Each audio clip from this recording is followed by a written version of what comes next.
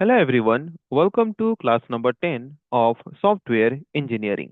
तो आज के क्लास में हम डिस्कस करने वाले हैं और कुछ प्रोजेक्ट मैनेजमेंट टूल्स के बारे में, जिनके बारे में डिस्कशन हमने लास्ट क्लास में ऑलरेडी शुरू कर लिया था।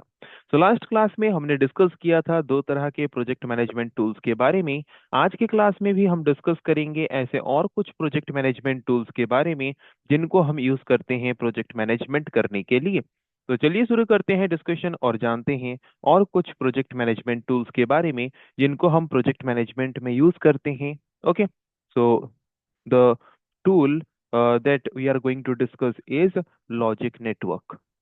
So what kind of tool is this, and for which purpose we use this, and how we can use this?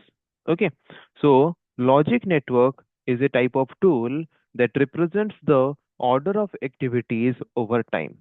ये एक ऐसा टूल है जिसको यूज करके हम प्रोजेक्ट मैनेजमेंट में जितने भी एक्टिविटीज परफॉर्म करते हैं उनके ऑर्डर को रिप्रेजेंट करते हैं, कि कौन सा एक्टिविटी किसके बाद परफॉर्म होने वाला है, किस एक्टिविटी को हम किस एक्टिविटी के कंप्लीट होने के बाद परफॉर्म करेंगे। उनका जो एक ऑर्डरिंग होता है, उस ऑर्डरिंग को हम इस टूल के द्वारा क्या करते हैं, रिप्रेजेंट करते हैं एक नेटवर्क के फॉर्म में। Okay, so what is the purpose of using this tool? Uh, this tool is used to show the sequence in which the task or activity should be performed. तो जबकि logic network एक ऐसा tool है जो कि order of activities represent करता है, order of task represent करता है कि किस ऑर्डर में हम टास्क को परफॉर्म करने वाले हैं एक सॉफ्टवेयर प्रोडक्ट को डेवलप करने के लिए। तो इसका मेन पर्पस क्या होगा, इसका मेन पर्पस ही यही होगा कि किस सीक्वेंस में हम एक्टिविटीज को परफॉर्म करें ताकि हमारा सॉफ्टवेयर प्रोडक्ट जो है वो प्रॉपरली डेवलप होके मिले। Okay, so what are the primary uses of this tool? For which primary use, or what for what kind of thing we use this tool mainly? It is mainly used to identify specific event and milestone. So what are the specific events that has to be performed to develop a software product? उसको identify करने के लिए हम use करते हैं इस tool को। Then to define and recognise the overall project structure. हम जो एक प्रोजेक्ट बनाने वाले हैं उसके ओवरऑल स्ट्रक्चर को डिस्क्राइब करने के लिए इन एन ऑर्गेनाइज्ड वे हम यूज कर सकते हैं इस पर्टिकुलर टूल को। Okay, then what are the benefits of using this tool? It helps to understand how task depend on one another. इसके द्वारा हम ये इजीली पता कर सकते हैं कि कैसे हर एक टास्क एक दूसरे के ऊपर डिपेंड कर रहे हैं। It also helps in providing a clear time scale for the project. एक क्लियर टाइम स्केल एक प्रोजेक्ट के लिए भी हमें प्रोवाइड करता है कौन, ये टूल, जिसके द्वारा हम ये आइडेंटिफाई कर सकते हैं कि टोटल जो हमारा प्रोजेक्ट है वो कितने टाइम के अंदर डेवलप होके हमें मिल सकता है। It also offers an overview of the entire work flow for better planning and execution. इस मतलब नेटवर्क के द्वारा या फिर इस डायग्राम के द्वारा हम एक क्लियर ओवरव्यू हमें मिल सकता है टोटल प्रोजेक्ट के वर्क फ्लो का, है कि नहीं। टोटल प्रोजेक्ट में हम जो एक्टिविटीज परफॉर्म कर रहे हैं, कौन सी एक्टिविटी के बाद कौन सा एक्टिविटी परफॉर्म होगा, कौन सा एक्टिविटी कितने टाइमलाइन के अंदर परफॉर्म होगा, है कि नहीं। कौन से एक्टिविटीज के बीच क्या क्या डिपेंडेंसीज हैं, ये सब चीजें जो हमें डायग्राम के फॉर्म में मिलता है, जिसके द्वारा हमें एक एंटायर ओवरव्यू मिल जाता है कि टोटल जो हम एक प्रोजेक्ट डेवलप करने जा रहे हैं वो किस प्रोसेस में होने वाला है, प्रॉपर ऑर्गेनाइज्ड वे में हो रहा है या नहीं, अगर नहीं हो रहा है तो उसको ऑर्गेनाइज्ड वे में कैसे करें। इसका एक कंप्लीट ओवरव्यू हमें मिल जाता है इस टूल के द्वारा। ओके, सो आई होप समझ आ गया होगा what is the use of logic network tool in project management. So next type of tool is product breakdown structure. So what is the use of this tool? क्यों हम use करते हैं इस tool को, ये हम अभी देखने वाले हैं। So what is product breakdown structure? पहले हम इसको समझ लेते हैं। So the product breakdown structure, इसके नाम से क्या लग रहा है, कोई भी सॉफ्टवेयर प्रोडक्ट अगर हम डेवलप कर रहे हैं, उस सॉफ्टवेयर प्रोडक्ट में जितने भी एक्टिविटीज हैं, जितने भी कंपोनेंट्स हैं, उनको अगर हम ब्रेक डाउन कर रहे हैं हायरार्चिकल स्ट्रक्चर में, ताकि हमारा जो सॉफ्टवेयर प्रोडक्ट का डेवलपमेंट हो वो बेहतर तरीके से हो पाए, तो उस तरह के टेक्निक को, उस तरह के मेथड को हम बोलते हैं product breakdown structure. So the product breakdown structure is a hierarchical diagram that breaks a product into smaller manageable components. So ये एक ऐसा डायग्राम है, ये एक ट्री लाइक स्ट्रक्चर का डायग्राम है, एक हायरार्चिकल डायग्राम है, जहाँ पे हम एक मेन सॉफ्टवेयर प्रोडक्ट जो हम डेवलप करने वाले हैं उसको हम स्मॉलर कंपोनेंट्स में क्या करते हैं, उसको हम स्मॉलर कंपोनेंट्स में डिवाइड कर देते हैं, ताकि उसको हम अलग अलग मेंबर्स को असाइन कर सकें और उन कंपोनेंट्स को हम क्या कर सकें, इजीली मैनेज कर सकें. ओके, तो ये तो हमने समझा कि ये प्रोडक्ट ब्रेकडाउन स्ट्रक्चर क्या है. ये एक हायरार्चिकल डायग्राम है जहाँ पे हम एक ओरिजिनल प्रोडक्ट या फिर कंप्लीट प्रोडक्ट को हायरार्चिकल स्ट्रक्चर में स्मॉल स्मॉल पार्ट में उनके कंपोनेंट्स के वाइज डिवाइड करते हैं, ताकि वो इजीली मैनेजेबल हो सके और हमें हमारे डिजायर्ड प्रोडक्ट डेवलप होके मिल सके. तो for which purpose we use this diagram और this tool? It is used to provide a clear understanding of all the components that make up a product. इस स्ट्रक्चर को बनाने का मेन जो पर्पज है वो ये है कि हमें टोटल सॉफ्टवेयर प्रोडक्ट का जो क्लियर अंडरस्टैंडिंग मिल सके कि कौन से कंपोनेंट, क्या क्या कंपोनेंट्स हमें यहाँ पे डेवलप करना जरूरी है, कौन सा कंपोनेंट हमने कितना कंप्लीट किया, कौन से कंपोनेंट को कंप्लीट करने के लिए कितना टाइमलाइन हमें चाहिए. इन सब का एक कंप्लीट अंडरस्टैंडिंग हमें मिल जाता है अगर हम उसको हायरार्चिकल स्ट्रक्चर में रिप्रेजेंट कर देते हैं तो. It is also use to organise and structure product development और डिलीवरी.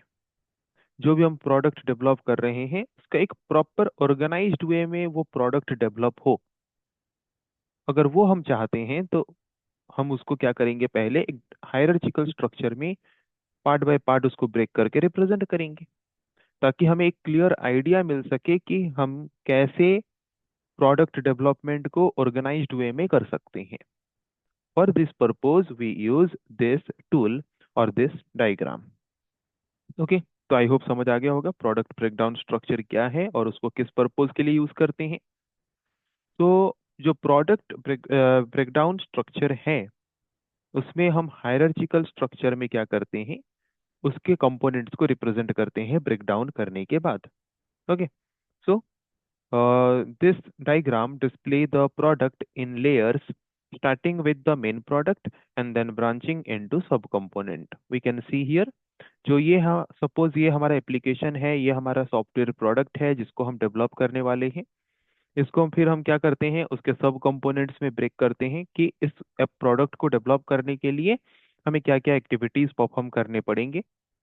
फिर उन एक्टिविटीज को अगर हमें फिर अगेन सब कंपोनेंट्स में डिवाइड करना है तो अगेन उनको हम हायरार्चिकल स्ट्रक्चर में डिवाइड करते हैं, ताकि हमें क्लियर आइडिया मिल सके कि हम किस तरीके से टोटल प्रोसेस को ऑर्गेनाइज करेंगे, ताकि हमारा जो सॉफ्टवेयर प्रोडक्ट है वो प्रॉपर वे में डेवलप हो सके. Okay, then it also provides us the clarity, है कि नहीं.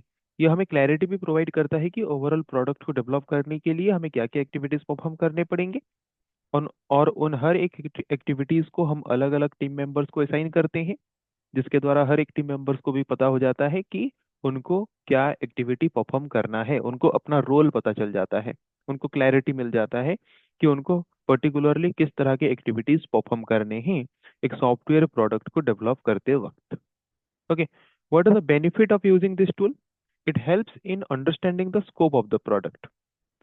इस डायग्राम के थ्रू हमें ये पता चल सकता है कि what is the scope of the product, what we should do and what we should not do during the time of developing the product.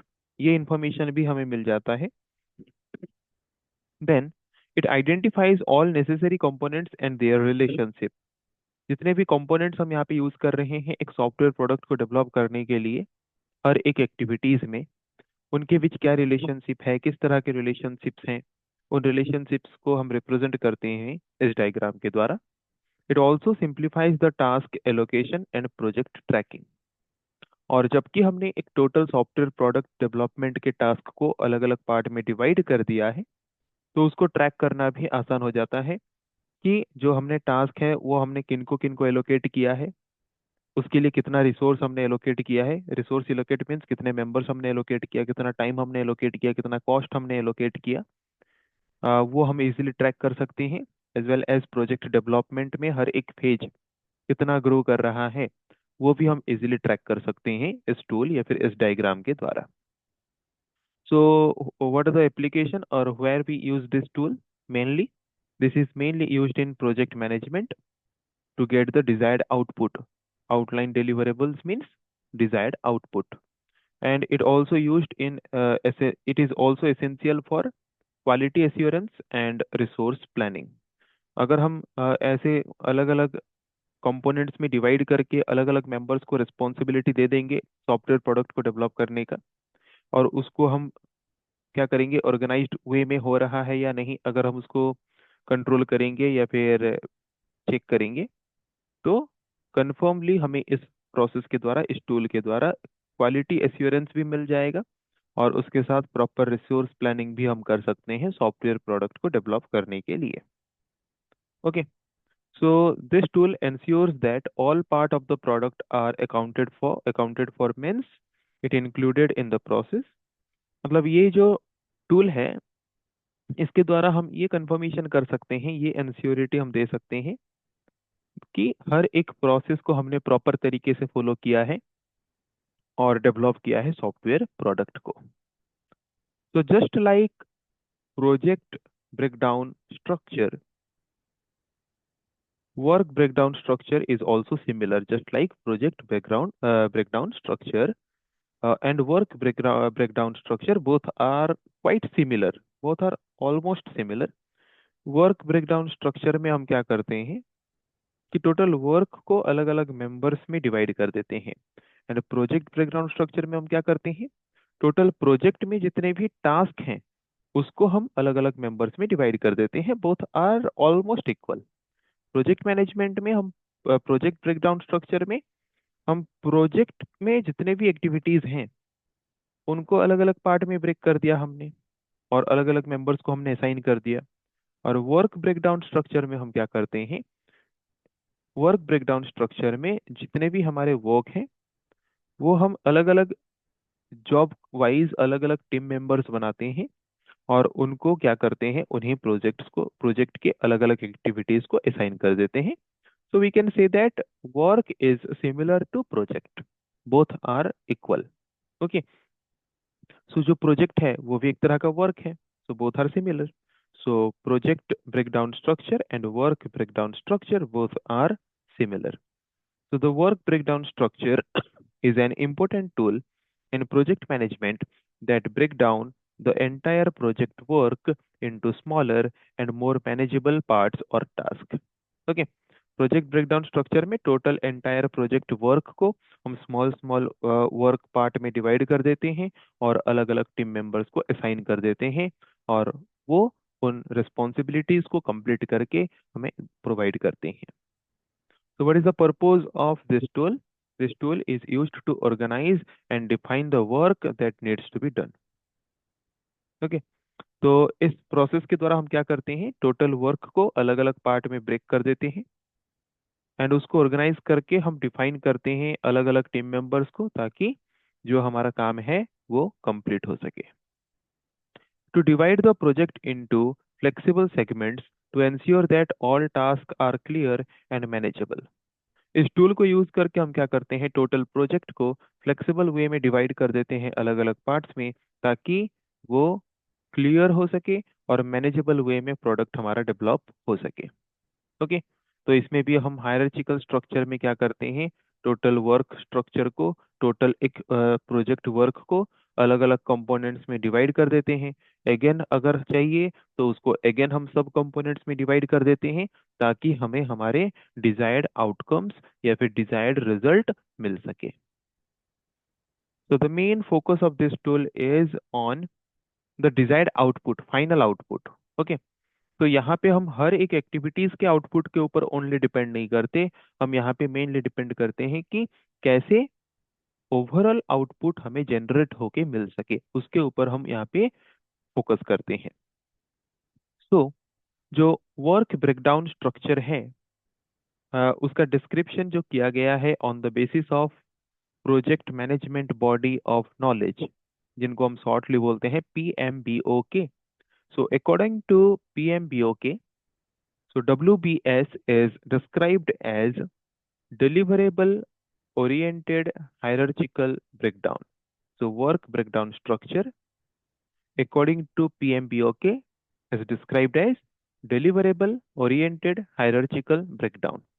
Okay, means ये एक ऐसा ब्रेकडाउन है जहाँ पे हम हायरार्चिकल वे में क्या करते हैं, टोटल प्रोजेक्ट को ब्रेकडाउन करते हैं in deliverable oriented. Deliverable oriented means एक टोटल जो हमारा वर्क प्रोजेक्ट है उसको हमने सब कंपोनेंट में डिवाइड कर दिया, ब्रेक कर दिया हायरार्चिकल स्ट्रक्चर में, और हर एक एक्टिविटी से हमें डिजायर्ड रिजल्ट मिलना चाहिए, उसको हम बोलते हैं deliverable oriented. Okay, so it focuses on, जो वर्क ब्रेकडाउन स्ट्रक्चर है उसका मेन फोकस क्या होता है, फाइनल आउटपुट के ऊपर। Okay, rather than just the activities और टास्क। टास्क या फिर एक्टिविटीज के आउटपुट के ऊपर डिपेंड, मतलब फोकस करने के साथ साथ जो फाइनल आउटपुट है उसके ऊपर भी फोकस करता है ये टूल, ताकि हमें डिजायर्ड रिजल्ट प्रॉपर वे में within the given time limit मिल सके। What are the benefits of using this tool in project management? It provides us the clarity. Okay, means it provides the clear understanding of the project scope and work required.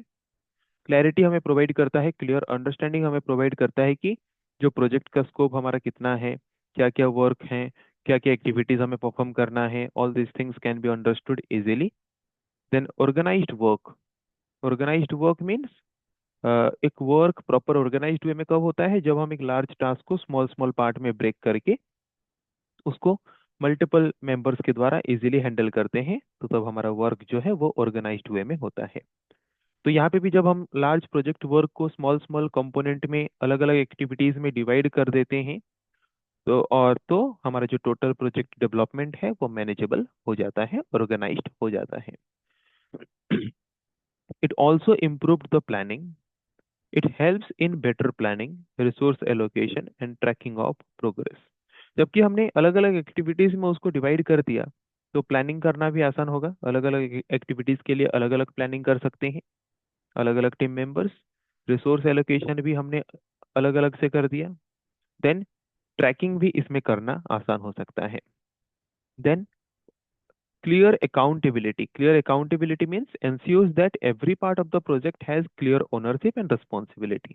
इसमें हम क्या करते हैं, जितने भी parts में, जितने भी एक्टिविटीज में हमने टोटल प्रोजेक्ट वर्क को डिवाइड कर दिया, सबको हमने अलग अलग ओनरशिप एंड रिस्पॉन्सिबिलिटी दे दिया उनके पार्ट के एक्टिविटीज को कंप्लीट करने के लिए। उसमें और इंटरफियर हमें नहीं करना है, ओनली चेक करना है कि they are doing the progress properly और not. Okay, so these are the benefits of using this tool in project management. So project management में हम इन टूल्स को यूज करते हैं, ये ऑलरेडी हम जानते हैं। This is the application of this tool. So this tool is used by a project manager to assign tasks, track progress and ensure all aspects of the project are completed. जो project manager हैं वो इस tool को use करते हैं trekking करने के लिए कि जो टोटल प्रोजेक्ट वर्क है, जिसको हमने स्मॉल स्मॉल एक्टिविटीज में अलग अलग कंपोनेंट्स में डिवाइड किया है और अलग अलग मेंबर्स को हमने असाइन किया है, वो उन एक्टिविटीज को प्रॉपर वे में परफॉर्म कर रहे हैं या नहीं, जो प्रोडक्ट का डेवलपमेंट का प्रोग्रेस होना चाहिए, प्रोग्रेस हो रहा है या नहीं। All this things can be checked by project manager through this tool. Okay, then it also used, it is essential for organizing the project from start to finish, ensuring that no task or deliverable is missed। और इसके through वो क्या कर सकते हैं, track कर सकते हैं, ऑर्गेनाइज कर सकते हैं कि जैसे जितने भी डिजायर्ड आउटपुट्स हैं, जो भी डिजायर्ड रिजल्ट है, वहाँ पे कोई भी पार्ट मिस ना हो, हर एक पार्ट प्रॉपर वे में कंप्लीट हो सॉफ्टवेयर प्रोडक्ट कस्टमर को डिलीवर करने से पहले। Okay, for this purpose we use this tool. So by using work breakdown structure, the project team can stay organized। इस टूल को अगर हम यूज करते हैं, जो प्रोजेक्ट टीम होता है वो ऑर्गेनाइज्ड होते हैं। अलग अलग टीम, उन टीम को फिर सब टीम में डिवाइड किया जाता है और हर एक सब टीम को अलग अलग एक्टिविटीज परफॉर्म करने के लिए दिया जाता है, जिसके द्वारा वो अपने ही एक्टिविटीज में फोकस्ड रहते हैं और वो इंश्योर करते हैं या फिर वो श्योरिटी देते हैं कि उनको असाइन किया गया एक्टिविटीज का हर एक टास्क, जो भी नेसेसरी टास्क है, वो सक्सेसफुली कंप्लीट हो जाना चाहिए, जिसके द्वारा वर्कलोड जो है वो डिस्ट्रीब्यूट हो जाता है और ओवरऑल डेवलपमेंट भी हमारा बेहतर हो जाता है। तो ये जो वर्क ब्रेकडाउन स्ट्रक्चर है, हम वर्क को दो तरीके से ब्रेक डाउन कर सकते हैं। एक है top down approach, another one is bottom up approach. Top down approach में हम कैसे वर्क को ब्रेक डाउन करते हैं? जो टोटल प्रोजेक्ट है उसको हम अगर हायरार्चिकल स्ट्रक्चर में अगेन स्मॉल एक्टिविटीज में डिवाइड करेंगे, मतलब एक लार्ज जो कंप्लीट प्रोजेक्ट है उसको फिर स्मॉल स्मॉल एक्टिविटीज में डिवाइड करेंगे, अगेन उसको सब एक्टिविटीज में डिवाइड करेंगे, देन उसके बाद हम वर्क करना शुरू करेंगे। उसको बोलते हैं top down approach. And bottom up approach क्या होता है? बॉटम अप अप्रोच में हम पहले स्मॉल एक्टिविटीज या फिर लो लेवल टास्क से शुरू करते हैं, है कि नहीं? पहले लो लेवल टास्क को परफॉर्म करते हैं, फिर उनको असेंबल करके बाकी उससे हायर लेवल एक्टिविटीज को परफॉर्म करते हैं, फिर उनको असेंबल करके हम टोटल जो ओरिजिनल प्रोडक्ट है उसको डेवलप करते हैं। That is known as bottom up approach.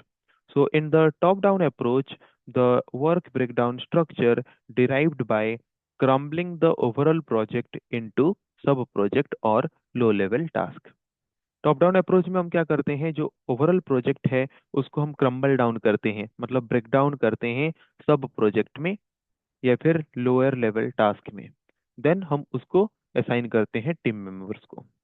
पर बॉटम अप अप्रोच में क्या होता है, is more like a brainstorming. Brainstorming means what? Critical thinking. Okay, so bottom up approach में हम क्या करते हैं, पहले हम टीम मेंबर्स को स्मॉल स्मॉल एक्टिविटीज को असाइन कर देते हैं। वो स्मॉल स्मॉल एक्टिविटीज परफॉर्म करने के बाद फिर हम उनको असेंबल करते हैं और असेंबल करके कंप्लीट प्रोजेक्ट बनाते हैं। Okay, so these are the two different approach that we can use in work breakdown structure. तो आज के क्लास में हमने तीन टूल्स के बारे में डिस्कस किया, जैसे कि logic network, project breakdown structure and work breakdown structure. These three tools are used in project management by the project managers for managing the project development appropriately or efficiently. So और भी और tools हैं जिसके बारे में हम next class में discuss करेंगे। आज के लिए इतना ही। Thank you everyone.